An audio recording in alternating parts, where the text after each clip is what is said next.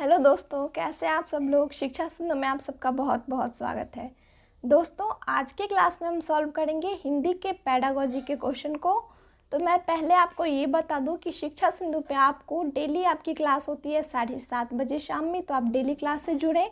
और आज हम जो सॉल्व करने वाले हैं हिंदी के पेडागोजी के क्वेश्चन, ये है पहले पूछे जा चुके क्वेश्चन सीटेट के एग्ज़ाम में।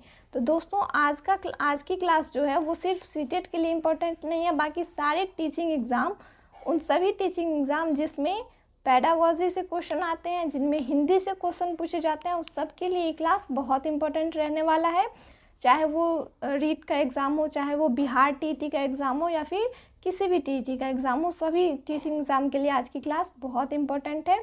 तो क्लास के साथ आप लास्ट तक ज़रूर जुड़े रहें। और आप शिक्षा सिंधु को फेसबुक इंस्टाग्राम पे भी फॉलो कर सकते हैं। साथ ही जो आपकी क्लास होती है दोस्तों डेली 7:30 बजे, उस क्लास का नोट्स और पीडीएफ आपको टेलीग्राम पे दे दिया जाता है। यानी सभी सब्जेक्ट के नोट्स एकदम फ्री में आपको टेलीग्राम पे दे दिए जाते हैं। तो आप टेलीग्राम चैनल भी ज्वाइन कर सकते हैं अगर आप सभी सब्जेक्ट के नोट्स एकदम फ्री में पाना चाहते हैं। तो चलिए हम शुरू करते हैं आज की क्लास को। वैसे मैं आपको पहले भी बता चुकी हूँ कि आज की क्लास में हम क्या करने वाले हैं। सीटेट के पिछले वर्ष में पूछे जा चुके प्रश्न को सॉल्व करने वाले हैं। दोस्तों, आज सॉल्व करेंगे 2011 में पूछे गए हिंदी के पेडागोजी के क्वेश्चन को। और हिंदी के व्याकरण और गद्य पद्य से क्वेश्चन जो आते हैं उसे हम पहले सॉल्व कर चुके हैं। मैथ के क्वेश्चन सॉल्व कर चुके हैं, सीडीपी के क्वेश्चन सॉल्व कर चुके हैं, ईवीएस के क्वेश्चन सॉल्व कर चुके हैं। और आज हम कर रहे हैं हिंदी के क्वेश्चन सॉल्व। तो आप पहले का वीडियो अगर नहीं देखें तो ज़रूर कर लें। और हाँ दोस्तों, 2021 में जो आपका एग्ज़ाम हुआ है ऑनलाइन एग्ज़ाम, उनके भी क्वेश्चन हम सॉल्व करे हैं, तो आप वो भी देख सकते हैं। साथ ही ईवीएस के सारे एनसीईआरटी के टॉपिक भी पढ़े हैं। तो चलिए हम शुरू करते हैं आज का पहला प्रश्न। दोस्तों, आज का पहला प्रश्न है कि पाठ में दिए गए चित्रों का क्या उद्देश्य होता है। दोस्तों, क्या पाठ में जो चित्र दिए रहते हैं उसका उद्देश्य ये होता है कि अमूर्त संकल्पनाओं को समझने में मदद करना। अमूर्त संकल्पना का मतलब ये होता है कि अगर कुछ ऐसी बातें हैं जिसे बच्चे परिचित ना हो, जिसे वो मूर्त रूप से न जानते हो, उसे कहते हैं अमूर्त संकल्पना। तो क्या वैसी चीज़ों को समझने के लिए चित्रों का प्रयोग किया जाता है, या फिर चित्रों से पाठ्य पुस्तक को आकर्षक बनती है इसलिए चित्र प्रयोग में आते हैं, या फिर चित्र पाठ की शोभा बढ़ाते हैं इसलिए प्रयोग में लाए जाते हैं, या फिर पाठ्य पुस्तक में चित्र देने का प्रचलन है इसलिए चित्र का प्रयोग किया जाता है। तो क्या होगा क्वेश्चन नंबर 91, यानी आज के पहले प्रश्न का आंसर क्या होगा दोस्तों। आज के पहले प्रश्न का आंसर ये होगा कि पाठ में दिए गए चित्रों का उद्देश्य होता है, चित्र अमूर्त संकल्पनाओं को समझने में सहायता करते हैं, जिसके कारण पाठ्य पुस्तकों में चित्र का प्रयोग किया जाता है। तो क्वेश्चन नंबर 1 का सही आंसर है ऑप्शन नंबर 1। अगला प्रश्न है कि भाषा के अभिव्यक्तात्मक कौशल कौन से हैं। दोस्तों, भाषा के 4 कौशल होते हैं। पहला होता है सुनना, फिर होता है बोलना, फिर होता है लिखना, और फिर पढ़ना। दोस्तों, इसे ऐसे भी याद रख सकते हैं LSRW, यानी लिसनिंग, स्पीकिंग, रीडिंग और राइटिंग। तो ये 4 होते हैं भाषा के कौशल। तो वे कौन से कौशल हैं जिनके थ्रू हम अपनी बातों को अभिव्यक्त कर सकते हैं, अपनी फीलिंग्स को अभिव्यक्त कर सकते हैं।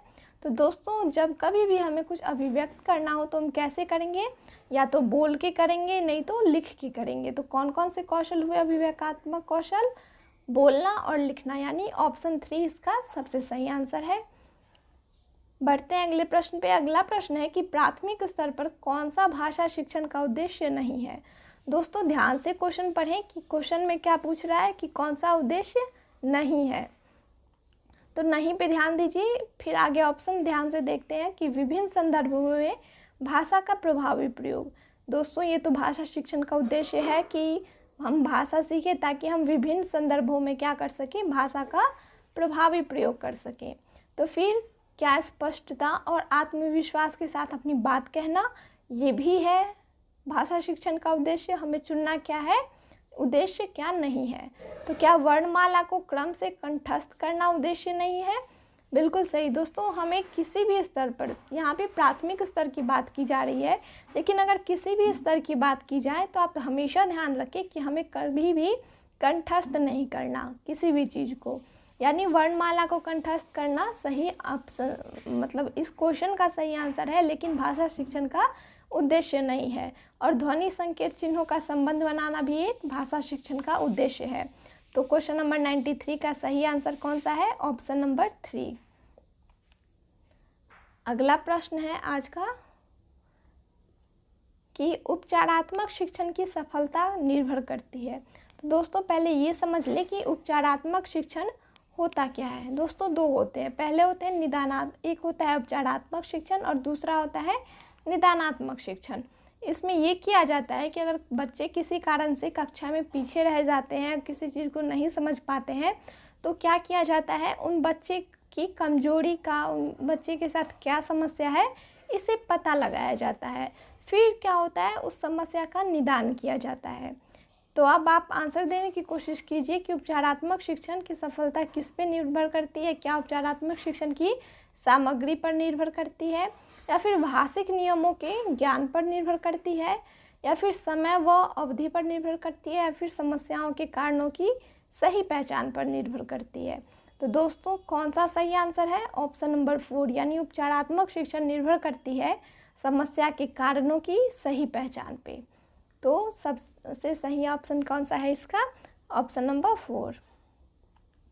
अगला प्रश्न है कि भाषा कौशलों के संदर्भ में कौन सा कथन उचित है।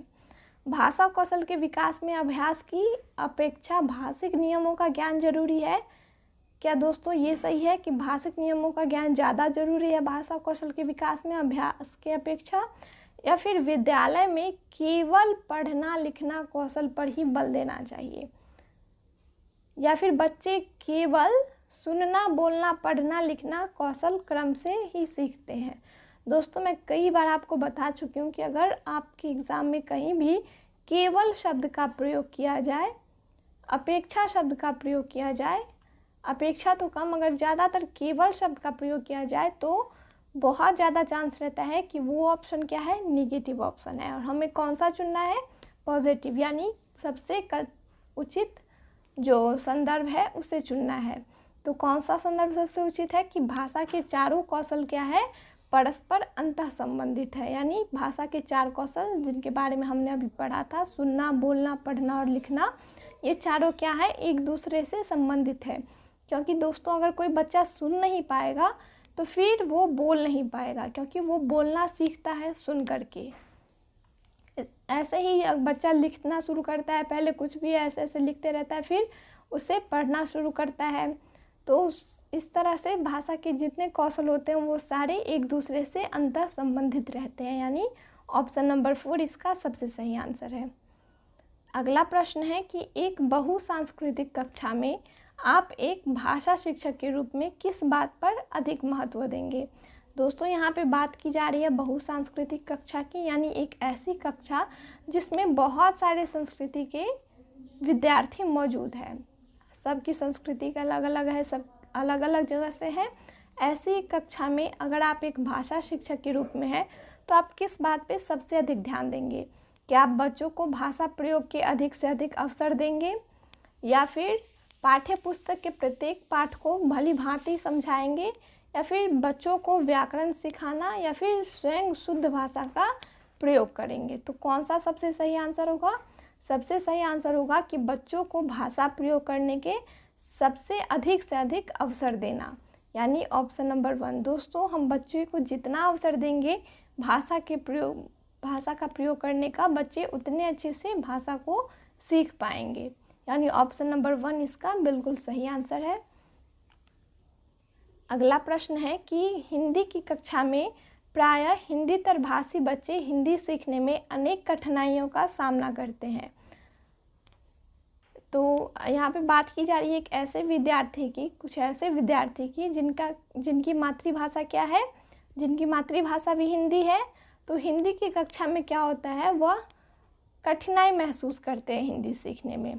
तो क्या कारण हो सकता है, अगर उनकी मातृभाषा भी हिंदी है फिर भी वो हिंदी सीखने में कठिनाई महसूस करते हैं?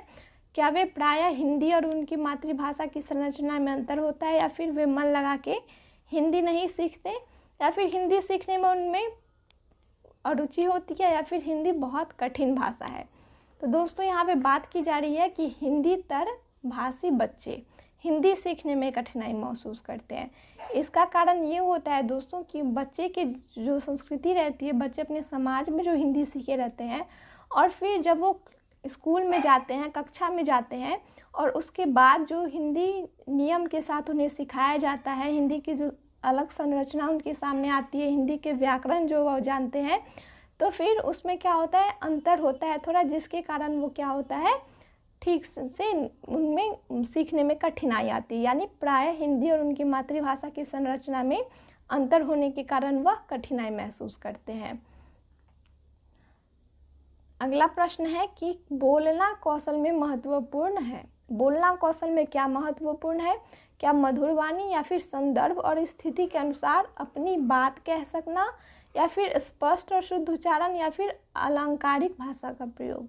तो दोस्तों बोलना कौशल में सबसे महत्वपूर्ण ये है कि जैसा संदर्भ है, जैसी स्थिति है, उसके अनुसार आप अपनी बात को कह सके। यानी ऑप्शन 2 इसका बिल्कुल सही आंसर है। अगला प्रश्न है कि एक समावेशी कक्षा में कौन सा कथन भाषा शिक्षण के सिद्धांतों के प्रतिकूल है? ध्यान दें, क्वेश्चन में पूछ रहा है क्या, प्रतिकूल की बात की जा रही है। अनुकूल और प्रतिकूल ये तो आप समझते ही होंगे, यानी आपको निगेटिव ऑप्शन ढूंढना है। तो एक समावेशी कक्षा में कौन सा भाषा शिक्षण के सिद्धांत का प्रतिकूल है? भाषा व्याकरण के नियम सीखने से बच्चों का भाषी विकास शीघ्रता से होता है, या फिर बच्चे परिवार से प्राप्त भाषा को ग्रहण करते हुए भाषा प्रयोग के नियम बना सकते हैं, या फिर भाषा परिवेश में रहकर अर्जित की जाती है, या फिर प्रिंट समृद्ध माहौल में भाषा सीखने में सहायता मिलती है। दोस्तों ये सभी भाषा शिक्षण के सिद्धांत के अनुकूल है, लेकिन व्याकरण के नियम सिखाने से बच्चे भाषा शीघ्रता से सीख जाएंगे, ये बिल्कुल सही नहीं है। ऐसा बिल्कुल नहीं होता कि अगर बच्चों को हम व्याकरण के नियम सिखाएं तो वो बहुत जल्दी भाषा को सीख जाएंगे। यानी ऑप्शन नंबर 1 क्वेश्चन नंबर 99 का सबसे सही आंसर है। अगला प्रश्न है कि कहानी सुनाने से क्या होता है? क्या कहानी सुनाने से बच्चों की कल्पना शक्ति व चिंतन शक्ति का विकास होता है, या फिर बच्चे प्रसन्न होते हैं इसलिए कहानी सुनाई जाती है, या फिर बच्चे कक्षा में एकाग्रचित होकर शांत बैठते हैं इसलिए कहानी सुनाई जाती है, या फिर बच्चे अनुशासित रहते हैं इसलिए कहानी सुनाई जाती है? तो कौन सा सही आंसर होगा दोस्तों? सबसे सही आंसर होगा कि कहानी सुनाने से बच्चे की कल्पना शक्ति जो होती है और चिंतन शक्ति जो होती है उनका विकास होता है। अगर बच्चे को कहानी सुनाई जाए तो बच्चे क्या होता है, उसके आगे की बात सुनते हैं। कई बार कक्षा में किया जाता है कि कहानी की शुरुआत बच्चों को बताई जाती है, फिर आगे कहा जाता है कि उससे जुड़ी हुई उसका अंत बदल देना, जिससे बच्चे क्या करते हैं, कल्पना करना शुरू करते हैं, चिंतन शुरू करते हैं। यानी ऑप्शन नंबर 1 इसका बिल्कुल सही आंसर है। अगला प्रश्न है कि बच्चों के लेखन कौशल का मूल्यांकन करने के लिए कौन सी विधि बेहतर हो सकती है? तो ध्यान दें, इससे पहले कौन से कौशल की बात क्वेश्चन आया था आपके सामने? बोलना। अब आया है लिखने से संबंधित, यानी लिखने के कौशल को विकसित करने के लिए कौन सी विधि सबसे बेहतर है? सुंदर लेख का अभ्यास करना, या फिर अपने अनुभवों को लिखना, श्रुतलेख, या फिर पाठाधारित प्रश्नों के उत्तर लिखना? तो इसका सबसे सही ऑप्शन है अपने अनुभवों को लिखना। दोस्तों अगर बच्चे अपने अनुभव को सही ढंग से लिख पाते हैं, इसका मतलब है कि बच्चे के लेखन कौशल का विकास सही ढंग से हो चुका है। यानी क्वेश्चन नंबर 101 का सही ऑप्शन क्या है? Option number 2। अगला प्रश्न है कि एक भाषा शिक्षक के रूप में सबसे बड़ी चुनौती क्या है?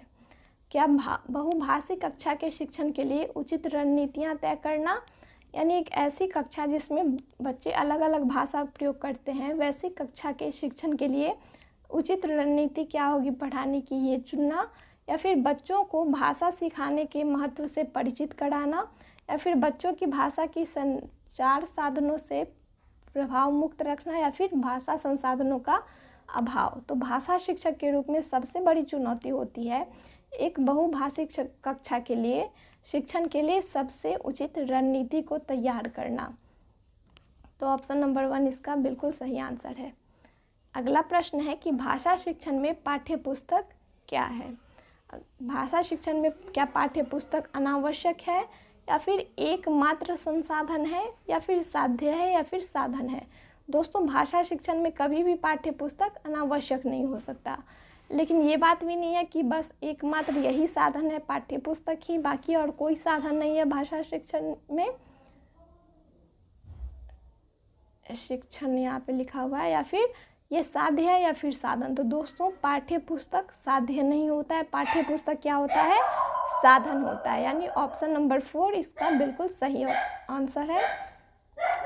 अगला प्रश्न है, गृह कार्य के बारे में कौन सा कथन उचित है। क्या गृह कार्य देना अति आवश्यक है या फिर गृह कार्य अभिभावकों को व्यस्त रखने का उत्तम साधन है या फिर बच्चों की क्षमता स्तर के अनुसार गृह कार्य दिया जाना चाहिए या फिर गृह कार्य कक्षा के लिए किए गए कार्य का अभ्यास मात्र है। तो कौन सा इसका सही आंसर होगा। दोस्तों, इसका सही आंसर होगा कि गृह कार्य जो होता है वो बच्चों को क्षमताओं और उनके स्तर के अनुसार गृह कार्य दिया जाना चाहिए। यानी ऑप्शन नंबर 3 इसका बिल्कुल सही आंसर है। अगला प्रश्न है कि प्राथमिक स्तर पर बच्चों के भाषा शिक्षण के संदर्भ में निम्नलिखित में से कौन सा कथन असत्य है। तो दोस्तों, प्राथमिक स्तर पर बच्चों की भाषा शिक्षण में क्या सुधार के नाम पर की जाने वाली टिप्पणियाँ व निरर्थक अभ्यास बच्चों के अरुचि उत्पन्न करती है। ये बिल्कुल सत्य है कि अगर बगैर मतलब की टिप्पणियाँ की जाए, निरर्थक अभ्यास किया जाए तो क्या हो गया, बच्चे में अरुचि उत्पन्न हो जाएगी, या फिर बच्चे समृद्ध भाषा परिवेश में सहज व स्वतः रूप से भाषा में परिमार्जन कर लेंगे, या फिर बच्चे भाषा की जटिल समृद्ध संरचनाओं के साथ विद्यालय आते हैं। ये तीनों सही है, हमें कौन सा चुनना है, असत्य चुनना है। दोस्तों, बच्चे जब कभी भी विद्यालय आते हैं तो अपने साथ वो भाषा की जटिल और समृद्ध संरचना लेके आते हैं और वह भाषा परिवेश में सहज और स्वतः रूप से भाषा में परिमार्जित भी कर लेते हैं। तो भाषा बच्चों की भाषा संकल्पनाओं और विद्यालय में प्रचलित भाषा परिवेश में विरोधाभास ही भाषा सीखने में सहायक है। ये सही नहीं है। सही क्या है दोस्तों कि बच्चे की भाषा संकल्पना जो होती है और विद्यालय में परिचित जो भाषा परिवेश होती है, उस दोनों में विरोधाभास न होकर के उस दोनों की सहायता से बच्चे क्या करते हैं, भाषा सीखते हैं। यानी विरोधाभास नहीं होता है, यहाँ पे होता है क्या, दोनों की सहायता से। यानी ऑप्शन नंबर 4 इसका सही ऑप्शन है। तो दोस्तों, यहीं पे ख़त्म होती है आज की क्लास। आज के क्वेश्चन यहीं पे ख़त्म होते हैं। हम टोटल 15 क्वेश्चन सॉल्व किए हैं। तो आप कमेंट में ज़रूर बताइएगा कि कैसा लगा आपको ये क्लास और कितना क्वेश्चन आपका सही हुआ है, ये भी ज़रूर बताइएगा। और अपने दोस्तों के साथ भी ज़रूर शेयर कीजिएगा इस क्लास को, ताकि वो लोग भी जुड़ सकें, वो लोग भी देख सकें। और एक बार फिर से आप सब ज़रूर बताइएगा कि कैसी लगी आज की क्लास आप सबको। और ये सारे क्वेश्चन फिर से आपको टेलीग्राम पे शेयर कर दिए जाएंगे, तो आप फिर से एक बार सॉल्व करके देख सकते हैं क्वेश्चन कि कितना आप समझ पाए। अगर कुछ समझ में ना आया हो तो आप हमें कमेंट में ज़रूर पूछें, ताकि मैं उसे आपको फिर से अच्छे से बता सकूं। साथ ही अगर कुछ कहना हो तो आप कमेंट में कह सकते हैं। और एक बार फिर से लाइक ज़रूर कर दीजिएगा, अपने दोस्तों के साथ ज़रूर इस क्लास को शेयर कर दीजिएगा। और अगर आपने अभी तक सब्सक्राइब नहीं किया हो तो ज़रूर सब्सक्राइब कर लें, क्योंकि यहाँ पे आपको हर एक सब्जेक्ट की ऐसी ही प्रैक्टिस क्वेश्चन भी करवाया जाएगा और साथ ही चैप्टर भी पढ़ाए जाएंगे। तो ज़रूर सब्सक्राइब कर लें चैनल को। देखने के लिए बहुत बहुत धन्यवाद आप सबका।